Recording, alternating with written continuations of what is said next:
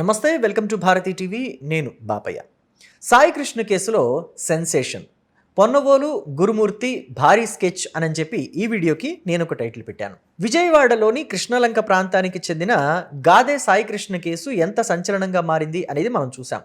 Krishnalanka CI Nagaraju చేతిలో సాయి కృష్ణ చనిపోయాడు, lockup డెత్లో చనిపోయాడు, కస్టోడియల్ టార్చర్ వల్లే చనిపోయాడు అని చెప్పేసి కొన్ని వార్తా కథనాల్ని కూడా మనం వింటూ వస్తున్నాం. అయితే ఇప్పుడు ఆ కేసులో ఒక కీలకమైన పరిణామం చోటు చేసుకుంది.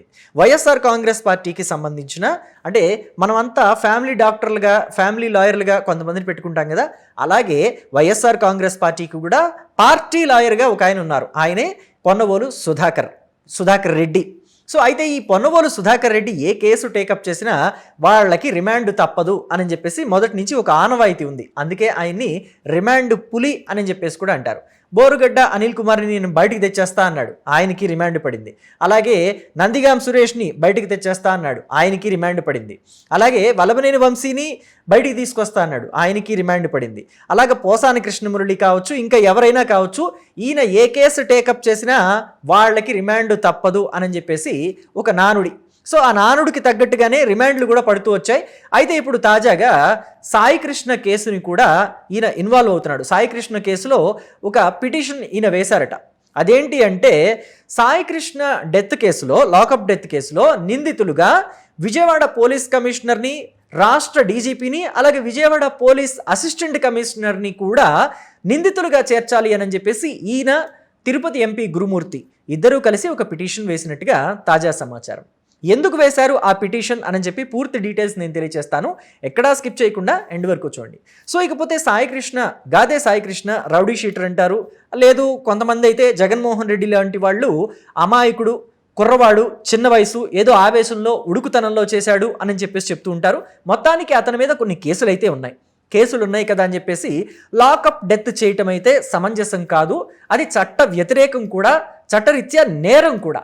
అయితే ఈ నేరం కిందే విజయవాడలోని కృష్ణలంక పోలీస్ స్టేషన్లో పనిచేస్తున్న సిఐ నాగరాజు అరెస్టు కాబడ్డారు. అయితే ఆయనని పోలీసులు విచారిస్తున్నారు కూడా. ఈ కేసుకు సంబంధించి సిట్ను ఏర్పాటు చేసింది రాష్ట్ర ప్రభుత్వం. రాష్ట్ర ప్రభుత్వం నిజంగా చాలా చిత్తశుద్ధితోటి పనిచేస్తుంది, సిన్సియర్గా పనిచేస్తుంది. Sai Krishna lockup death case వ్యవహారంలో చాలా సిన్సియర్గా పనిచేస్తుంది అని చెప్పడంలో ఎటువంటి డౌట్ లేదు. ఎందుకని అంటే, సాయి కృష్ణ తల్లి విజయలక్ష్మి తన కుమారుడి డెత్ కేసుకి సంబంధించి సిబిఐ విచారణ కావాలి అని అంటే ఏమాత్రం ఆలోచించకుండా ఆవిడ వేసిన పిటిషన్ని అలాగే కొనసాగించారు. అలాగే మరోవైపు సిట్ని ఏర్పాటు చేసి విచారణ కూడా ప్రారంభించారు. మొదట్లో ఆవిడకి నమ్మకం కలగకే నాకు సిబిఐ విచారణ కావాలని కోరింది. అయితే ప్రభుత్వం చేస్తున్న విచారణ, ప్రభుత్వ పనితీరు ఆవిడకి నచ్చటంతో, ఆవిడకి నమ్మకం కుదరడంతో ఇప్పుడు తాజాగా ఆవిడ వేసిన సిబిఐ విచారణ కోరుతూ వేసిన పిటిషన్ని వెనక్కి కూడా తీసుకున్నారు. అంత సిన్సియర్గా చేస్తుంది ప్రభుత్వం. మరోవైపు ఇంకా ఈ కేసు గురించి మనం మాట్లాడుకుంటే, సిఐ నాగరాజు తనకి కండిషన్స్తో కూడిన విచారణే కావాలి అని చెప్పేసి కోర్టును ఆశ్రయించారు. అంటే విచారణ అధికారులు సాధారణ ఖైదీల్ని విచారించినట్టుగా ఎలా పడితే అలా విచారించకూడదు, నన్ను కండిషన్స్తో కూడిన, అంటే తన లాయర్ సమక్షంలో విచారణ జరపాలని, అలాగే తనని రాజమండ్రి జైల్లోనే విచారణ జరపాలనో, లేకపోతే విజయవాడ జైల్లో విచారణ జరపాలనో, ఇలా కొన్ని కండిషన్స్ పెట్టాడు. సో ఆ కండిషన్స్కి ఒప్పుకుని కోర్టు విచారణ జరిపిస్తుంది. ఈ క్రమంలో ఆ సిట్టు అధికారులు కూడా కండిషన్స్ లేని విచారణ కావాలి అని చెప్పేసి, ఇంకా ఎక్కువ రోజులు రిమాండ్కి కావాలి అని చెప్పేసి వాళ్ళు కోరుతూ కొన్ని కేసులు వేశారు హైకోర్టులో. అలాగే ప్రభుత్వం తరపున ఫేమస్ లాయర్ సిద్ధార్థ లూత్రా కూడా ఓ కేసు వేశారు.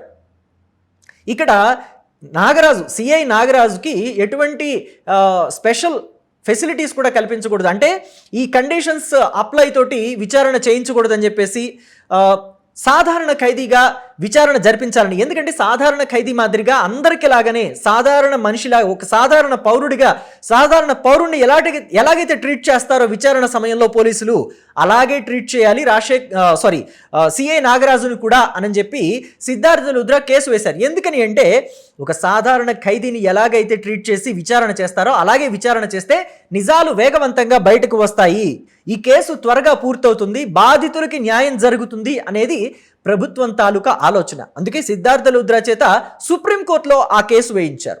ఇకపోతే ఇప్పుడు తిరుపతి ఎంపీ గురుమూర్తి, అలాగే లాయర్ పొన్నవోలు సుధాకర్ రెడ్డి రిమాండ్ పులి పొన్నవోలు సుధాకర్ రెడ్డి, వీళ్ళిద్దరూ కలిసి ఓ కేసు ఎందుకు వేశారు?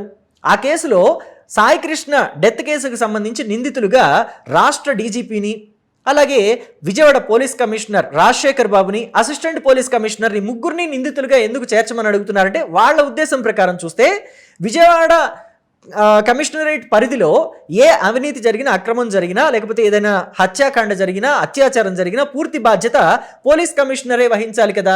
సో అందుకని ఆయన్ని నిందితుడిగా చేర్చాలని, అసిస్టెంట్ పోలీస్ కమిషనర్ని కూడా నిందితుడిగా చేర్చాలని, అలాగే రాష్ట్రంలోని అన్ని పోలీస్ స్టేషన్ల మీద బాధ్యత రాష్ట్ర డీజీపీకి ఉంటుంది కదా. సో అందుకని డీజీపీని కూడా నిందితుడిగా చేర్చాలి అని చెప్పేసి వాళ్ళ వాదన.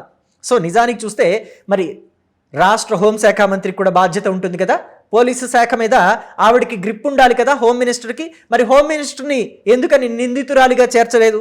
అలాగే రాష్ట్ర ముఖ్యమంత్రి, రాష్ట్రంలో ఏం జరిగినా ఆయనకు కూడా బాధ్యత ఉంటుంది కదా, ఆయన్ని కూడా నిందితుడిగా ఎందుకని చేర్చలేదు చంద్రబాబు నాయుడిని? అలాగే ఉప ముఖ్యమంత్రి పవన్ కళ్యాణ్, ఆయన కూడా ఈ ప్రభుత్వంలో భాగం కదా, రాష్ట్రంలో కూటమి సర్కార్ అధికారంలో ఉంది, ఉప ముఖ్యమంత్రిగా పవన్ కళ్యాణ్ ఉన్నారు, జనసేన పార్టీ కూడా అధికారంలో ఉంది. పైగా వైఎస్ఆర్ కాంగ్రెస్ పార్టీ చెప్పినట్టు కాపు యువకుణ్ణి చంపేశారని చెప్పేసి అప్పట్లో కుల రాజకీయాలను కూడా రేపాలని చూశారు కదా. జగన్మోహన్ రెడ్డి వచ్చి అసలు పాపం ఏమీ తెలియదు, అమాయకుడు, చిన్న వయసు, ఏదో ఆవేశంలో చేశాడు తప్పులు అని చెప్పేసి మాట్లాడారు కదా. సో మరి అలాంటప్పుడు పవన్ కళ్యాణ్ని కూడా నిందితుడిగా చేర్చాలి కదా, ఎందుకు చేర్చలేదు? వీళ్ళ ముగ్గురిని మాత్రమే, అంటే రాష్ట్ర డీజీపీని, విజయవాడ పోలీస్ కమిషనర్ని, అసిస్టెంట్ పోలీస్ కమిషనర్ని మాత్రమే ఎందుకు చేర్చారంటే వాళ్ళ మెయిన్ టార్గెట్ రాష్ట్ర డీజీపీ కాదు, అసిస్టెంట్ పోలీస్ కమిషనర్ కాదు, కేవలం విజయవాడ పోలీస్ కమిషనర్ మాత్రమే. ఎందుకని అంటే సిట్ విచారణ జరుపుతోంది కదా లిక్కర్ స్కామ్లో. ఆ లిక్కర్ స్కామ్లో సిట్ విచారణ అధికారి ఈ రాజశేఖర్ బాబు, విజయవాడ పోలీస్ కమిషనర్. అందుకనే వైసీపీ రాజశేఖర్ బాబుని టార్గెటెడ్గా పెట్టుకుంది. అందుకే ఆయన పేరుని ఈ విచారణలో చేర్చాలి, నిందితుడిగా చేర్చాలి అని చెప్పేసి వాళ్ళు కేసు వేశారని తెలుగుదేశం పార్టీ వాళ్ళంతా ఇప్పుడు మాట్లాడుతున్నారు. ఎందుకంటే సిట్టు విచారణ మొన్న వేగవంతం అవటంతో, లిక్కర్ స్కామ్ కేసులో సిట్టు విచారణ వేగవంతం అవటంతో జగన్మోహన్ రెడ్డి పిఏ కూడా బయటకు వచ్చాడు. ఆయన చాలా పెద్ద మొత్తంలో అమౌంట్ దోచేశాడు, ఆయన దగ్గర పెద్ద మొత్తంలో బంగారము, నగదు ఉంది అని చెప్పేసి కొన్ని వార్తలు బయటకు వచ్చాయి, మనం చూసాం. సో దానికి సంబంధించి ఖచ్చితంగా ఆయన గనక, రాజశేఖర్ బాబు గనక సిట్ అధికారిగా కొనసాగితే వైసీపీకి చాలా సమస్యలు వస్తాయి, జగన్మోహన్ రెడ్డి వరకు కూడా ఆ కేసు వెళ్లే అవకాశం ఉంటుంది. అందుకనే ఈయన్ని తప్పించాలి, ఆ సిట్ అధికారిగా ఈయన ఉండకూడదు, రాజశేఖర్ బాబు ఉండకూడదు, విజయవాడ పోలీస్ కమిషనర్. అందుకే ఆయనని టార్గెటెడ్గా చేసుకున్నారు. సాయి కృష్ణ కేసులో ఆయన్ని నిందితుడిగా చేరిస్తే విజయవాడ పోలీస్ కమిషనర్ని ఇక్కడ సిట్ అధికారిగా ఆయన కొనసాగకూడదని చెప్పి గట్టిగా అడగొచ్చు. ఎందుకంటే ఓ కేసులో నిందితుడు ఇంకో కేసుకు సంబంధించి ప్రధాన విచారణాధికారి అవుతారా అని చెప్పేసి క్వశ్చన్ చేయొచ్చు కదా. సో అందుకని హైకోర్టుని వీళ్ళు ఆశ్రయించారు అని చెప్పి ఇప్పుడు టాక్ నడుస్తుంది. ఇదే పొన్నవోలు సుధాకర్ రెడ్డి అండ్ తిరుపతి ఎంపీ గురుమూర్తుల ఇద్దరి స్కెచ్, భారీ స్కెచ్. దీని వెనుక పెద్ద తలకాయ స్కెచ్ ఉంది, వీళ్ళిద్దరిని ముందు పెట్టి నడిపిస్తున్నారు వైసీపీలోని ఆ పెద్ద తలకాయ అని చెప్పేసి తెలుగుదేశం పార్టీ వాళ్ళంతా ఆరోపిస్తున్నారు. మరి దీని గురించిన మీ అభిప్రాయాన్ని కామెంట్ బాక్స్లో తెలియచేయండి. Thank you.